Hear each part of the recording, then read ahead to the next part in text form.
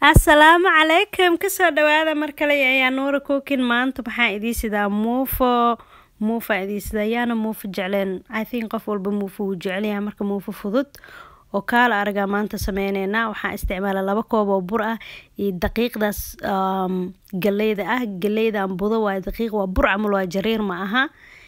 iyo waxaan isticmaalaa iyadoo koob barkiisa waaye galeyda ka isticmaalay iyo 2 qaado teaspoon wax lagu cabirto oo 2 qaado ah oo leebita ah waaye aan ku daraaya xoogaa yar oo cusbo oo aadan ka badinin wax yar oo sokor ah dhadhan baa looga dhigayaa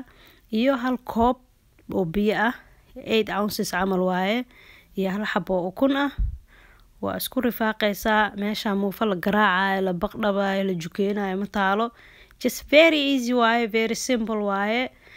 macaan kugu soo baxaysaa oo jileec oo kala arag ah waqti iyo effort badan adigoonan gelinin insha Allah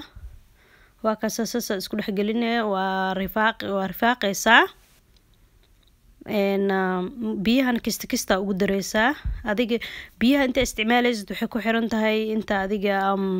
burka ka isticmaalaysid iyo humidity meesha aad degan tahay iyo burka isticmaalaysid burka uu yahay haduu yahay all purpose flour iyo haduu yahay burka madowga ah waa daboolaysaa muufada markaysaas isku rifaaqdid 1 saac kadib adiga si kugu soo kacdo diyaar waaye saxamada saliid marsanaysa ovenka waxa geysanaysaa 300 oo Fahrenheit ah iyo dadka Yurub joogana waxa u maleynaa 148 Celsius ah muufadaada asaas weelkaaga saliid fiican marinaysaa si aysan kaaga dhigin alright ovenka ku tuuraysaa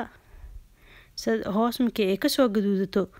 hoos gaduud zaid ay kaaga noqoto ma sha Allah waxa u daaraysaa dabka qaybta kore ma aragtay broilerka u daaraysaa wax yar 2 daqiiqo 3 daqiiqo indhaha inaa ku haysto ay ka gubanin muufada insha Allah hadii kale dabka iyo dafa qaybta kore marka loo shido hadaba kaasa muufada cajiibso kuma soo bixin oo qatar ah muufadan waa laga qeyliyay hatta next day anaga sokor iyo waxa ku cunaa iyo saliid macsaro oh my god soo macaan ilmahayga way ka heleen marka maraqana insha Allah qatarta rasiinkan waa soo gelinaya insha Allah taala marka insha Allah videogan hadii aad ka hesheen thumbs up si channelka da ku cusubtaa subscribe gare videogan share gare assalamu calaykum